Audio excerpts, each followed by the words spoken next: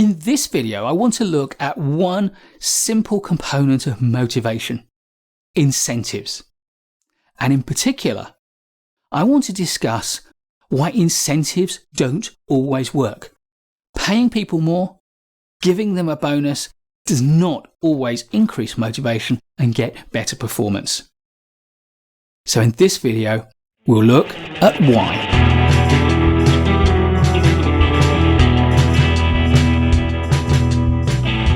Our understanding of the reasons why incentives don't always motivate goes back to the work of Herzberg, and we have a video on the work of Herzberg for you to refer to. But in short, Herzberg looked at two sets of factors which he called motivating factors and hygiene factors. And he found that motivating factors tend to be intrinsic to us. They're things that are within us. And intrinsic motivating factors will give long-term sustainable motivation. Intrinsic motivating factors are things like the ability to control our own work, to make our own choices, to do good work, feel proud of it, and to get a sense that we're learning, developing, and that people around us respect us, trust us, and we build good long-term relationships. On the other hand, there are extrinsic motivators that come to us from the outside, from the external world, things like pay, reward, and to a certain extent, escalation in our status within an organization. Without a doubt, it would be absurd to say that extrinsic motivators don't provide motivation, don't lead to higher levels of performance in the short term. You promise me a reward I want, and I will work hard to get it. That's simple. Take a look at our video on Victor Vroom and his idea of expectancy, and you'll see that what really matters here is the promise of a reward of value and belief in me that you're going to deliver that reward.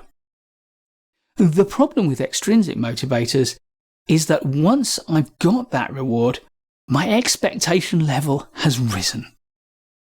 Consequently, in order to sustain the motivating effect of extrinsic motivators, we're on an escalator upwards of increasing amounts of motivational drive. And that's expensive for organizations, and as soon as you ease off on it, motivation will fall away, unless there's a bedrock of intrinsic motivation underneath.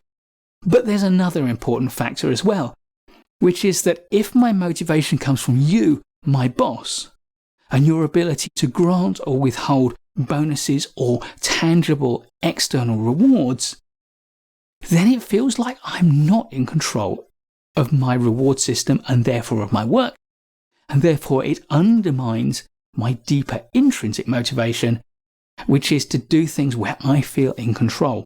You rob me of control, you fundamentally demotivate me, and you turn every element of motivation into one that is purely transactional.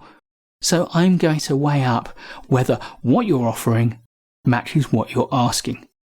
And if I feel I can get more by withholding my enthusiasm and my motivation, then I will.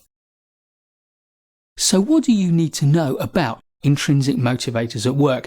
I think there are two fundamental things. Firstly, intrinsic motivators are far easier for a day-to-day supervisor or manager or middle leader within an organization to control. Very rarely do junior, middle, even fairly senior managers have the ability to control bonuses, salary, career progression. They have an input, but not control. So you can't really use extrinsic motivators day to day very easily. But the intrinsic motivators, you can.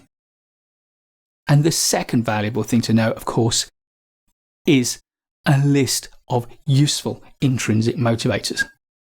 And the way that I remember them is 6 motivators, beginning with the letter R. The first is recognition. If we do good work, we want people to recognize it. Better still, we want them to celebrate it. But if our bosses and our colleagues say, "Ha, done the work, move on," then we feel, what was the point? If, on the other hand, I do a piece of work, I'm proud of it, and you recognize it, then that is motivational. Second is relationships. For most people who work full-time, they spend more of their waking hours with their workplace colleagues than they do with the people that they thought they'd chosen to spend their lives with. Think about it. How many hours are you awake, and how much of that time do you spend at work rather than with your loved ones? Therefore, workplace relationships are very important. If you can craft a workplace where relationships are strong and productive, and where some of those strong relationships can lead to fulfilling out-of-work relationships as well, then you've got a motivating workplace where people enjoy coming to work. Next is respect. Respect around the middle, Maslow's hierarchy of needs. It's crucial that once we find a place within a group, we start to feel that the members of that group respect us for who we are and the contributions we make. So this goes beyond the absolute requirement that you act respectfully to your teammates and colleagues, and that you expect everyone to act respectfully to one another. This is about the deeper level of respect, respecting people for who they are, for what they can do, and respecting them for their contribution. Next is responsibility. Give people responsibility, allow them to make choices. There are lots of models and theories of motivation which emphasize the role of responsibility, autonomy, and control over our work. Give people meaningful responsibility, and they will live up to it. They will take that responsibility and they will act well. Next is reasons. People need reasons to do things. What's the number one question small children ask? Why? Why? Why? And as adults, we ask that question all the time too. And if we don't get a good answer to it, well, we may comply because it's our job to. We feel we have to, but we're never going to be motivated. On the other hand, if you give people a good, juicy because, a reason to do something, a purpose, a meaning to the work they're doing, then they will find that work far more motivating. And the final R is reaching towards something more, something better. This is about learning, it's about growth. It's the reason why you're watching this video now, because you want to know something you don't know. You want to be able to do something you can't yet do. And that curiosity, that insatiable desire to reach for something more is embedded in every properly functioning human being. And if you can help people to reach for something more, to grow, to develop and to learn, then they will be motivated. So there you have it. Intrinsic motivation is far more powerful than extrinsic motivation, and as a manager, you have far more control over it than you do over extrinsic motivators.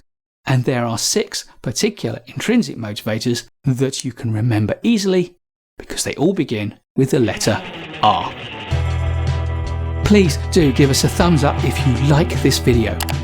There's loads more great management courses content to come, so please subscribe to our channel and hit the bell so you don't miss any of it. I look forward to seeing you in the next video, and in the meantime, keep learning, growing, and reaching for more.